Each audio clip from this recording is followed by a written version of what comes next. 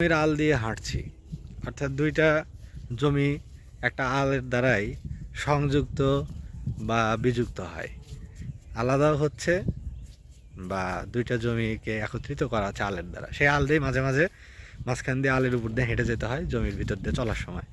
দুপাশে দেখতে পাচ্ছেন পেঁয়াজের জমি, প্রচুর পেঁয়াজ। শিলাবৃষ্টি, অত্যধিক বৃষ্টি, ভারী বৃষ্টিপাতের কারণে পেঁয়াজ গাছগুলো সব মাটিতে শুয়ে গেছে, অর্থাৎ ক্ষতিগ্রস্ত হয়েছে।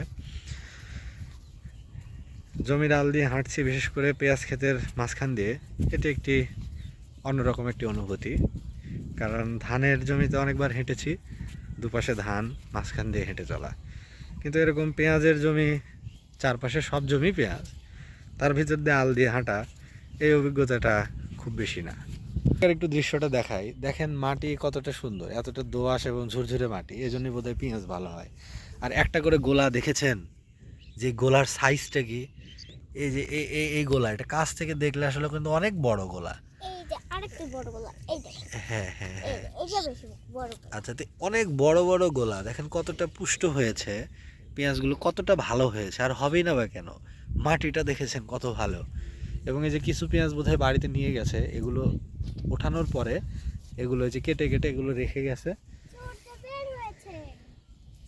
কিন্তু পেঁয়াজ ওঠানোর দৃশ্যটা আপনাদের সাথে শেয়ার করতে পারলাম না বা আপনাদের দেখাতে পারলাম না, কারণ এই মুহূর্তে আমরা যখন এখানে মাঠে আছি বা এসছি, এই মুহূর্তে কেউ আর কি পেঁয়াজ উত্তোলন করছে না, সেজন্য দেখাতে পারছি না।